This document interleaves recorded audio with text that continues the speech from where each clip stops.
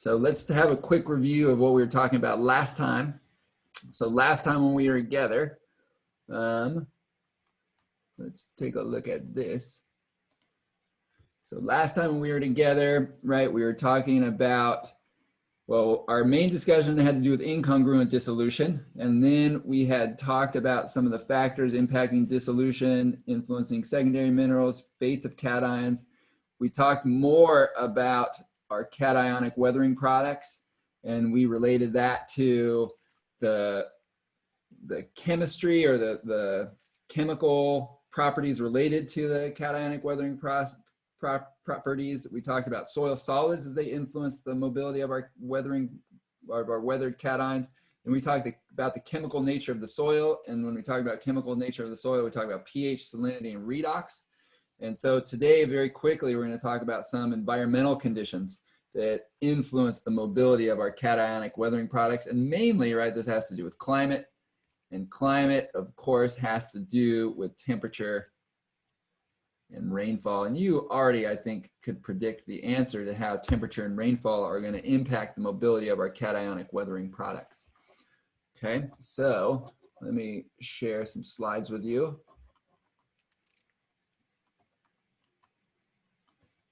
Here we go. All right, so here is kind of another way to look at the outline. I also said last time, so this is what we're going to talk about in just a minute here. The last time I said that something else I'd like you to know about sort of weathering, it has to do with the soil forming factors and their influence on the chemical composition of a soil. And I'm not going to talk about that at all, right? I said that I'm going to leave that up to you to cover that, because that's an introductory soil science level understanding of what I'd like you to appreciate relative to that. And there's some instructional objectives related to that that I'd like you to know, okay? Your exam is coming up next week in the activity, and we're going to do that in person, face-to-face. It'll be a paper exam. And I'm going to post this on PolyLearn. I'll show it to you again, but I think Sinead asked about the format last time. And here's a little more detail about the format and also the content that you can expect to see. So everything that we've covered to the date of the exam, and we'll get through periodicity and how we can use the periodic table to predict and understand some of the things that we see and observe in soils related to ions. Also, the activity in the lab is going to play a role in terms of the things that we cover. Essentially up to the things that we've covered to that point, including calculations. And we haven't talked about single ion activities, but we will. And so that'll also be on the exam. And then the format is like a page of definitions, usually 3 or 4, about a page of fill in the blanks, several pages of short answer and explanation questions, and then usually, 5 or 6 calculations that are kind of related to the things that we've talked about. Well, definitely related to things you've already done. I won't ask you, exactly to do something that you did on the homework, but it'll be certainly related to it. Okay. So as I said, I'll post this again, or I'll show it again next time we meet on Wednesday, and I'll post it on the Canvas site. Any questions? Do you have any extra practice problems? Just like essentially one of the homework ones. Like practice homework ones. I can do that. Yeah, I'll post some practice homework 1 problems. Thank you. Any other questions? Or any questions regarding the readings? How do you normally test those, or is there any way we can know what to expect out of the reading questions? As far as the reading goes, yeah. So Nicole asked a great question. So the way that I use the readings is I use it as supplemental to the things that we talk about in class. Wondering. And it kind of builds and goes over in a little bit more detail in some cases than I cover in class. So in terms of like very specific questions that you'll get out of the reading, there will be some questions, but there will be related to things that we talked about in class too. Okay. Robin, did you have a question? No. Okay. So here's also what we're going to start talking about today. As I said, we're going to use the periodic table to understand some trends of things that we can make some predictions about some of the elements on the periodic table. And if we can do this, then this helps us understand their reactivity in the soil environment as well. And before we go any further at all, Robin Miyazaki's birthday is today, I think. And happy birthday, Robin. Okay. Thank you. You're welcome. Thanks for being here on your birthday. Thank you. So this is the final thing that we're talking about when we are talking about the things that impact or things that we can look at to make some predictions about what's going to happen to our cationic weathering products of incongruent dissolution. Okay. And the last thing we're talking about is climate, right? And climate mainly is related to temperature and rainfall, although wind can play a role here too, but mainly for our purposes, where we have high temperatures and where we have warm conditions, high temperatures and warm conditions are of course the same thing, but where we have high temperatures and lots of rainfall, that is where we have the greatest extent of weathering taking place. And therefore weathering has to do with one of the things that facilitates weathering is leaching, and specifically leaching of silicon through desilication, but leaching and the conversion of primary to secondary minerals, and also a decrease in pH. And what that does, right, what that enables to happen is generally many of our cationic products are either going to leach, or if we're talking about the case of iron and aluminum oxides or iron and aluminum, they're going to form new solids. So if we talk about a young soil that's not received much rainfall, there's going to be very little leaching there. And so our cations are going to persist in that environment, right? And our cations, right, are silicon, iron, aluminum, calcium, magnesium, potassium, and sodium, right? Those are our most common ones that we're going to find in the Earth's crust. So they're not going to leach. They're going to stay in that soil. And in general, right, in a moderately weathered soil, they're going to persist in the soil as well. However, right, they might leach out of the topsoil and accumulate in an E horizon, or they might leach out of the topsoil and accumulate in a BT horizon, right? Which is BT just means alluvial accumulation of aluminosilicate clay. So if we were going to model this in terms of our silicon to iron plus aluminum ratio, we said that ratio, right, silicon to aluminum plus iron, and here we're looking at our concentration in moles per liter, right? We know that up here, that's the most intense weathering is going to take place up there, and so that ratio is going to be less than 2. That ratio here is going to be probably greater than 2 because we're going to get a lot of accumulation of quartz. And then down here, that ratio is probably going to be around 2, right? And that's one way that we can assess the extent and degree of weathering, okay? And then finally, if we have a very highly weathered, highly leached soil, our silicon is going to leach out of that profile because there's been so much rainfall. And so all of these layers, right, for the whole soil profile is going to have ratios of less than 2. Right, because there's been such an extensive quantity of leaching. 10 feet or more of rain a year with average temperatures, right, in the 80s or 75 to 80, right? So that facilitates a lot of leaching and a lot of weathering, okay? And the more weathering we have, the more leaching we have, right? That's gonna remove our, what we call our basic cations like calcium, magnesium, potassium, sodium, okay? So this kind of like closes off our section on weathering, and what we're going to move on to now is how we can use the periodic table to predict some things that are going to happen in the soil environment. This is like another one of my favorite parts of the class. So before we get into that though, this is going to require you to kind of think back to your general chemistry series. And I know that in general chemistry, you talked about periodicity, right? And periodicity just has to do with where on the periodic table an element exists. And based upon its organization in the periodic table, elements that are close to each other in some regards are going to behave similar to each other, right? Because they're going to have similar properties. And if we're trying to look at periodic trends like atomic radii, effective nuclear charge, ionic radii, and so forth, right? This has to do, or this is a function of a couple things, right, that are related to all the elements, right? It's a function of the nuclear charge, right? That's one thing that's going to impact the properties of elements on the periodic table, and the electronic structure, right? So we know that the nuclear charge is just a measure of the protons that are in the nucleus, right? And that is the atomic number, and the periodic table is organized by atomic number, right? 1 for hydrogen, and it just continues to increase. And then the electronic structure, because we know that in nature in general, right, charge balance is going to exist. And so the protons, which have a positive charge, right, are balanced by electrons that are orbiting around the nucleus, okay?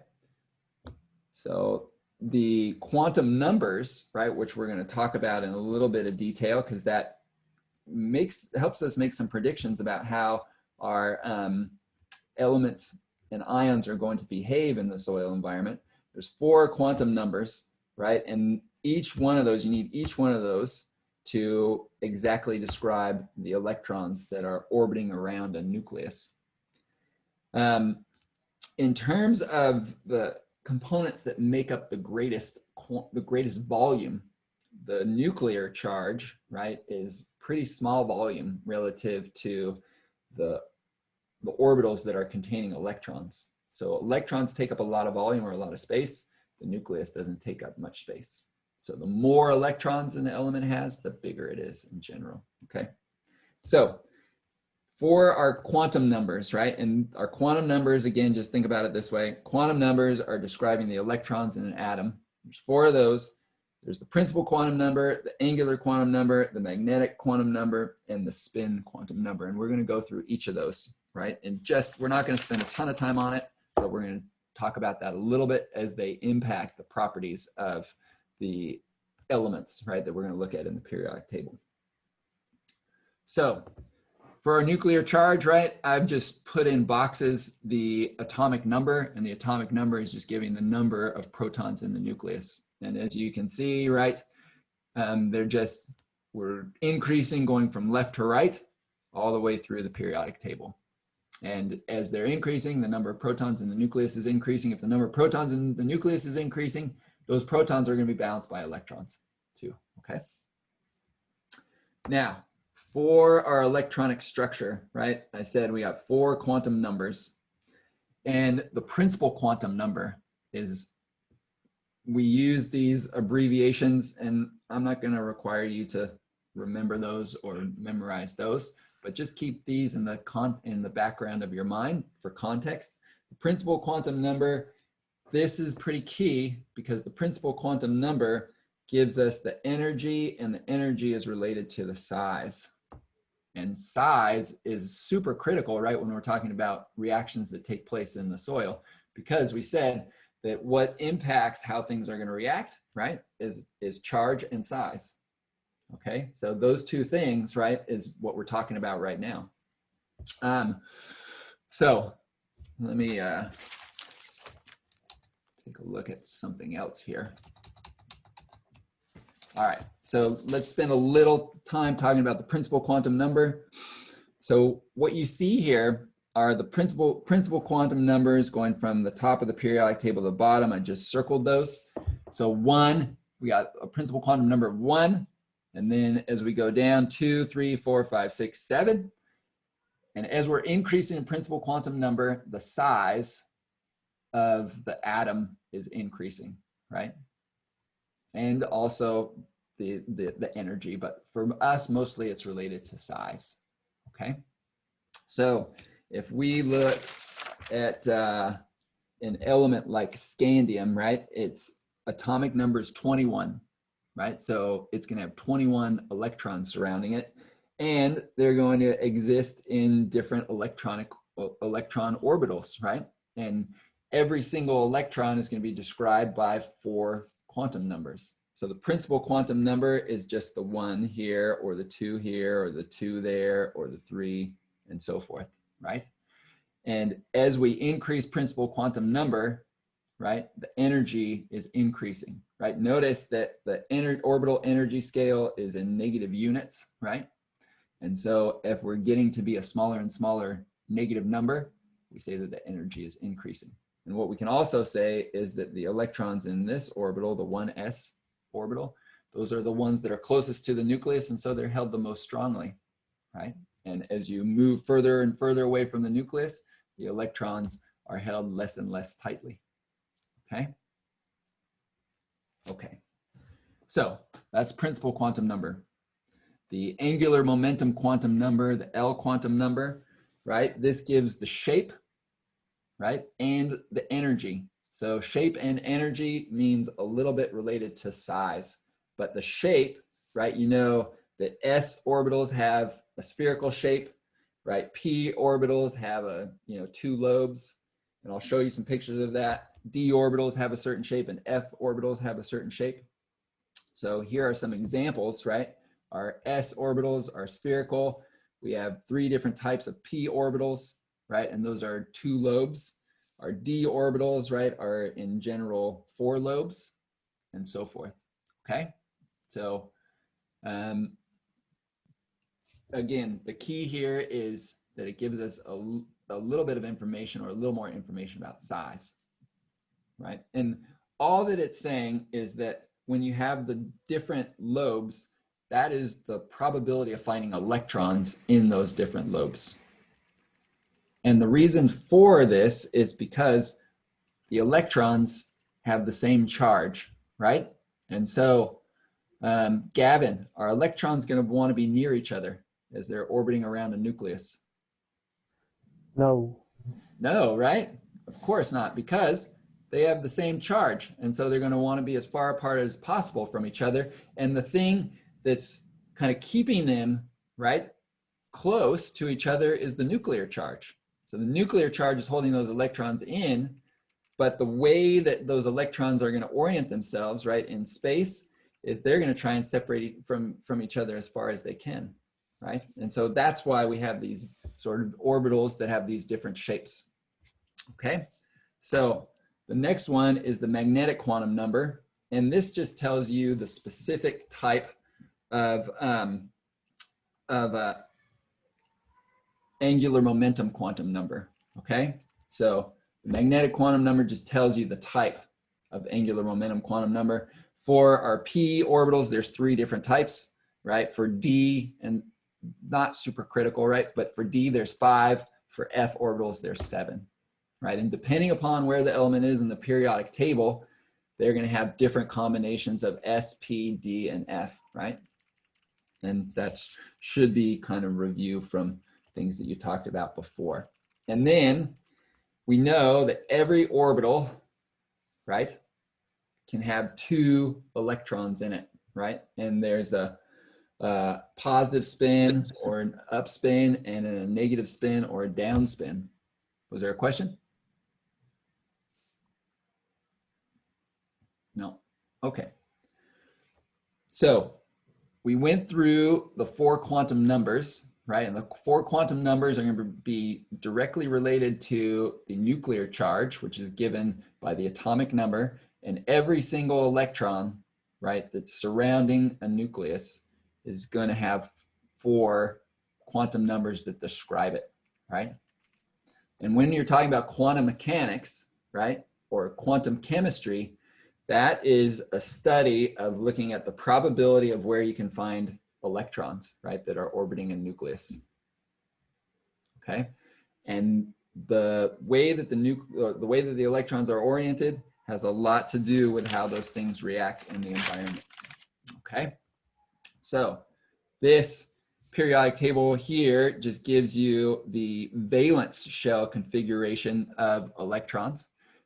Then the valence shell is like basically the biggest principal quantum number that an element or that an atom has. And so what we're talking about here is, right, the valence shell for magnesium is 3s2, right?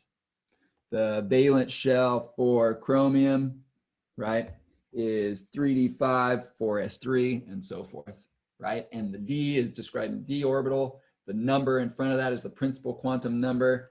The the number of electrons or the number of electrons in that orbital. Sorry, it's not 4s3. You can have that. It's 4s1. All right. Okay.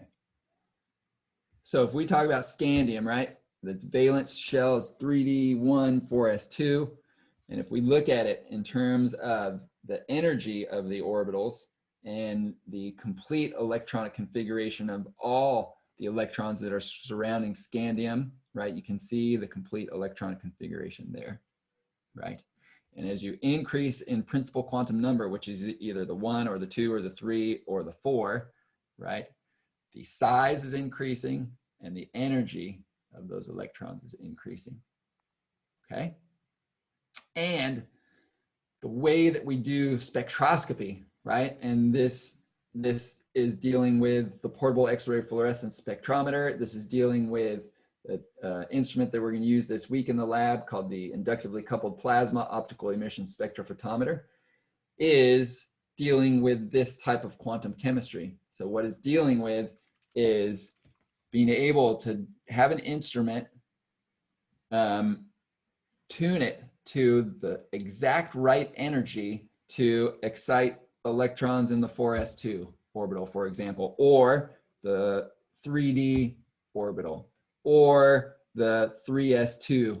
So since the energy that is holding the electrons in place is quantized, and that just means that those electrons can only have one specific energy. So that is to say, it's like having a car that can only go certain speeds. So it can only go 10 or 50, right? There can go nothing in between. So that's the energy at which our electrons are held, right, around a nucleus.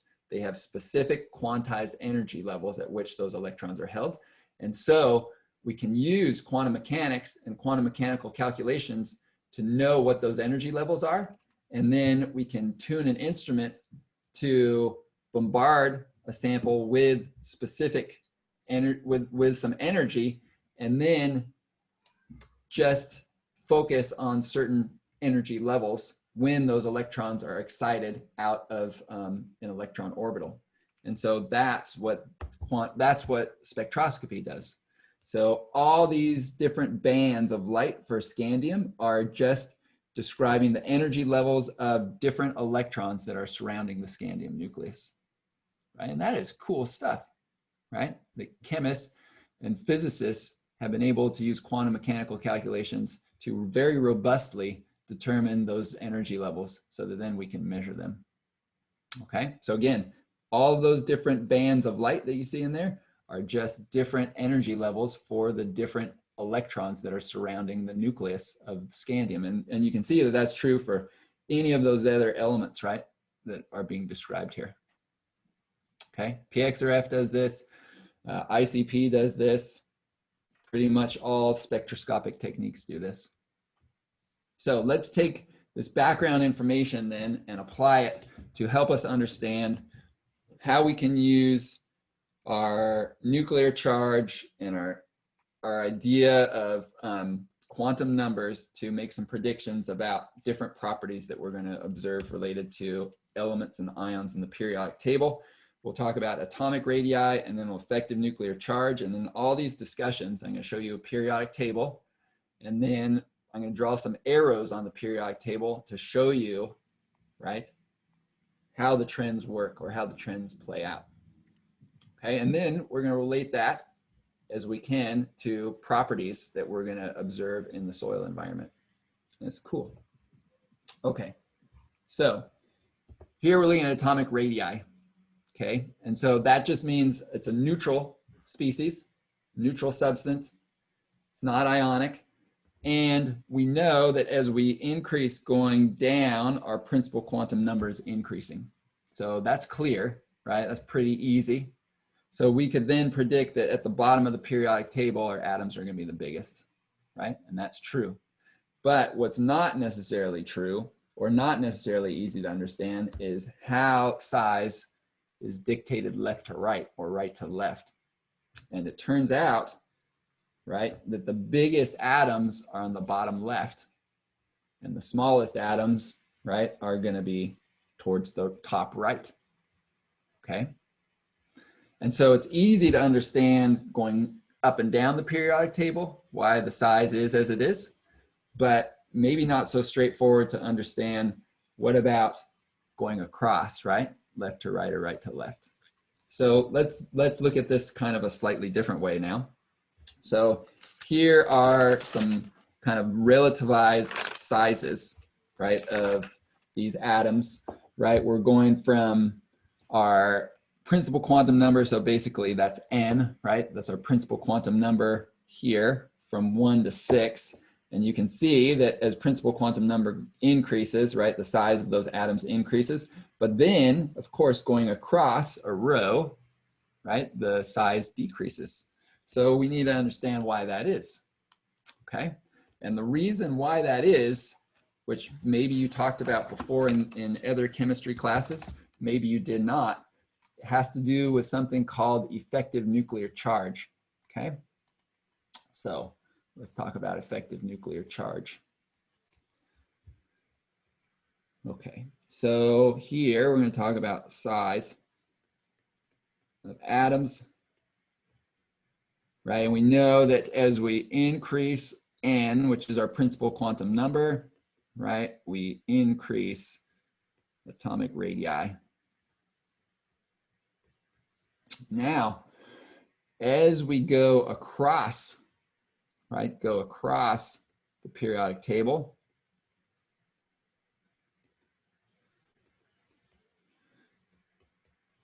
we decrease in size. And the reason why, or what explains this, is this concept of effective nuclear charge.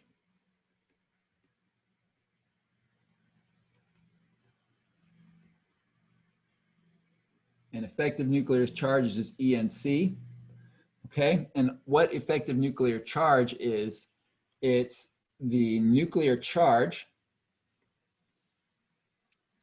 that's experienced by an electron, and I'll show a picture of what I mean by this in just a minute.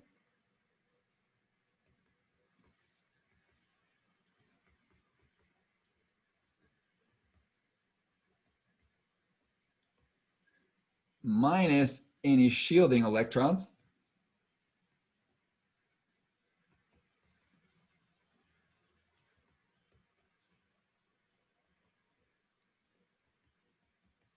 Between it and the nucleus.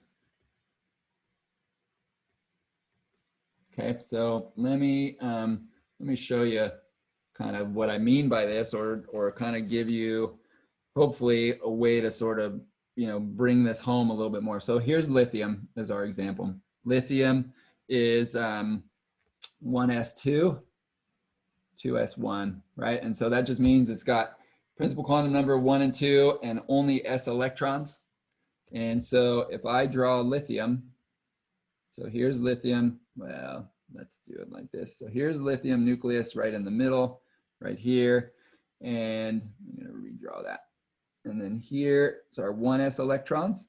So there's an electron there, an electron there. I'm just gonna draw a dashed line next to it, right? And then we have our 2s electron, and it's out here, right? We only got one of those. So what effective nuclear charge is saying is that you have a charge from the nucleus, right? That's holding our electrons in place. And that nuclear charge is going to be diminished a little bit as it goes out. So if we're focused on this electron right here, right, focus on that one right there, this electron is going to experience the charge from the nucleus, but that charge from the nucleus is going to slightly be diminished by the electrons in the 1s orbital. Okay, so that's effective nuclear charge. Okay, so let's see. The size of lithium is 152 picometers, just for some perspective there. Now let's compare this to beryllium. So beryllium is the next atom on the periodic table next to lithium. So we just add one electron. But I want to point out to you here that, so here's our nucleus. Here's our 1s electrons. And then here's our 2s electrons. And beryllium is 111 picometers, so it's smaller, right? And it's right next to it, right? Same principal quantum number of 2, but it's smaller, okay? And so here's what's happening, right? Here's where effective nuclear charge comes in, and here's where effective nuclear charge, right, relates to principal quantum number. And that is to say that principal quantum number is giving us an idea of size, right?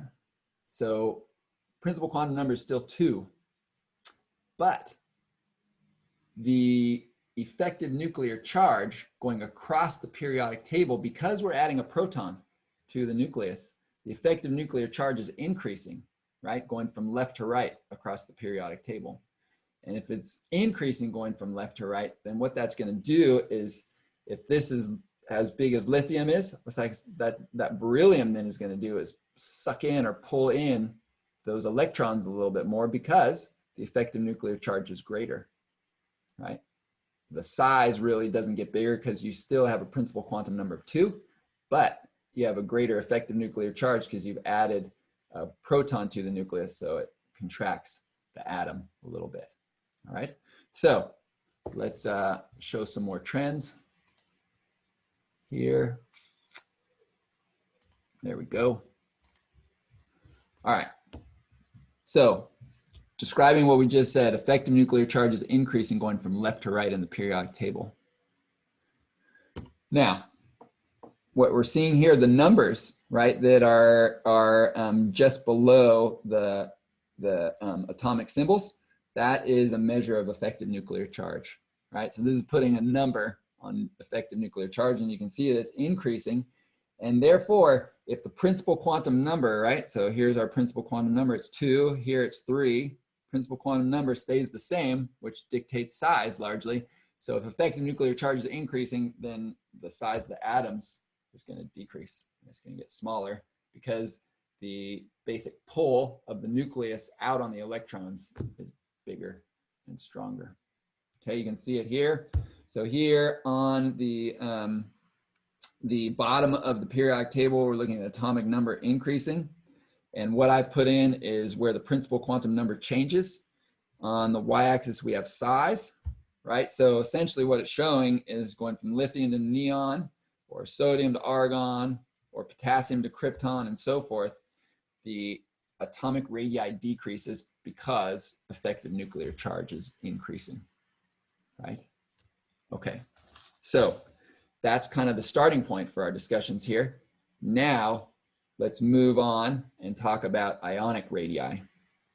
Okay, so the difference between an atom and an ion is what? Spencer. Hello? Yeah. I'm sorry, what was the question? Difference between an atom and an ion.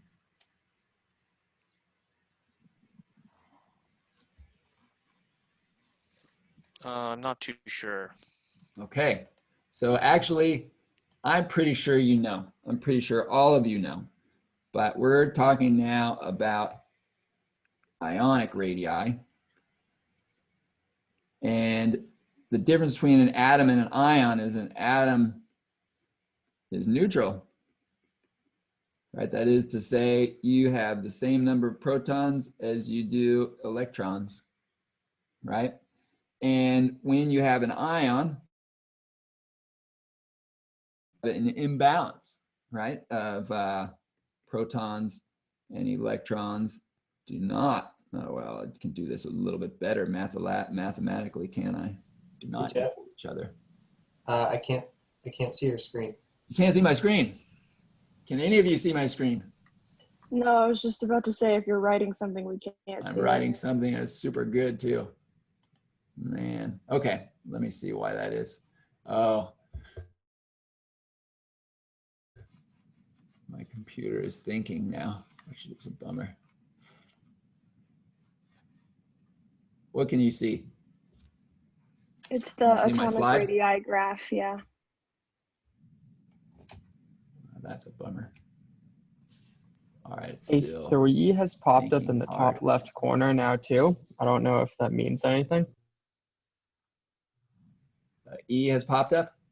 A 3 A in the 3. corner. A 3. Oh, jeepers. Yeah, I have, I've lost all control. All right, so, all right, I think maybe I regained control, perhaps. No. All right, so you're still looking at the atomic radii, right? Yes. Yes? Okay, so I'll write it down here, and hopefully you'll be able to see it. Okay, so the difference between an atom and an ion is that the protons equal the electrons. Can you all see me writing that? I can't. You can't see a No. thing. Also, I think your computer might have frozen because Oh, your picture is frozen as Yeah, well. your face is not moving. oh, but you can see me, or you can hear me, but just not see me. All right, so what I need to do is, darn. Let's see here. It might help to stop sharing your screen and then Yes. reshare it. Yeah, I've tried that one already. Okay, here's going to be a problem now, and the problem is that I'm gonna have to close Zoom and reopen it. Okay, so you're all gonna be kicked out and then just rejoin. All right. Okay.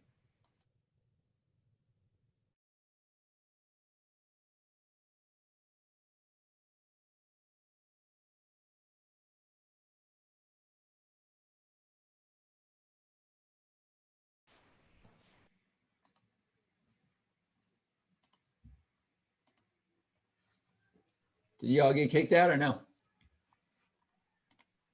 No, we're still No. here. No, that's pretty sweet. Okay, so let's see if I can try this again now. This will stop other sharing. Yes, I do want it to continue. Okay, so here's what I showed, what I was showing before. Okay, so I'm assuming that you can see that now.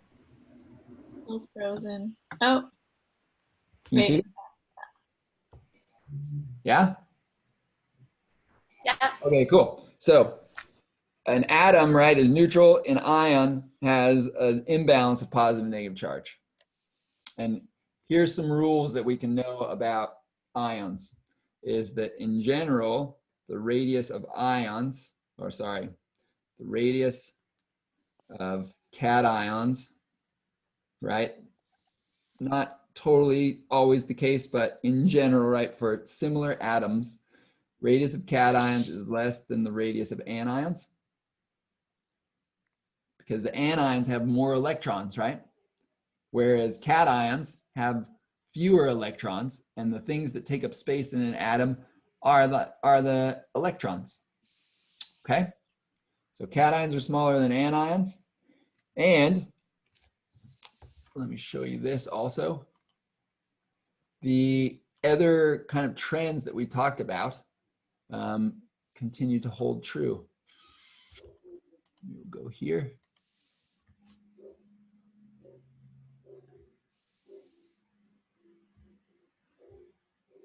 As you move down the periodic table, the ions get bigger. And why do they get bigger? Gemma, why do they get bigger? As you go from the top of the periodic table to the bottom of the periodic table. Because the effective nuclear charge is decreasing. Okay, if you go back one topic from that, right? Because I'm not talking about going across the periodic table. Like, I'm not talking about that. I'm just talking about going from the top of the periodic table to the bottom of the periodic table. And the reason for that is because the principal quantum number increases, right? Principal quantum number, the n quantum number, is what gives us the size, really, of the elements. And if we're talking about ions, right, we have an imbalance of electrons and protons. Okay, here's another way to look at this. Going across the periodic table, there's not really good tools to make some predictions, right? When we're talking about ions, it's just going up and down. So we just use up and down. Here we're looking at ionic radii in angstroms, and this is an exact idea of principal quantum number n. And you can see that as we move down the periodic table, right, the size of our ions increases. Right? It makes sense because principal quantum number is increasing. If we have a cation, right, that's a monovalent cation, then that means that there's one less electron than there are protons, right, in the nucleus. If we have a divalent cation, that means that there's two less electrons than there are protons.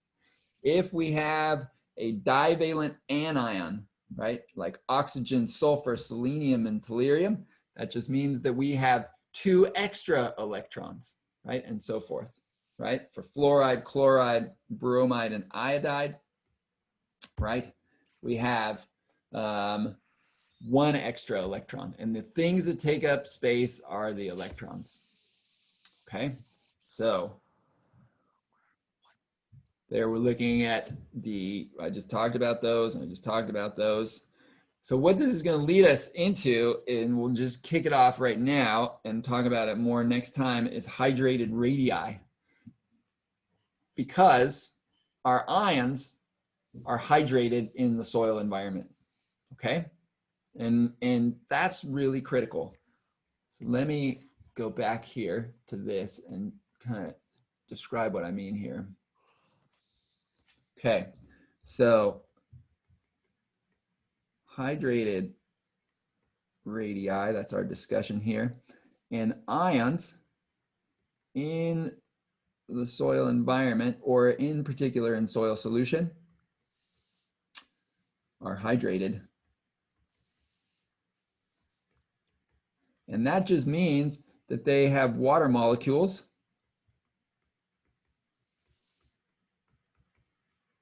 that are surrounding them and attracted to them.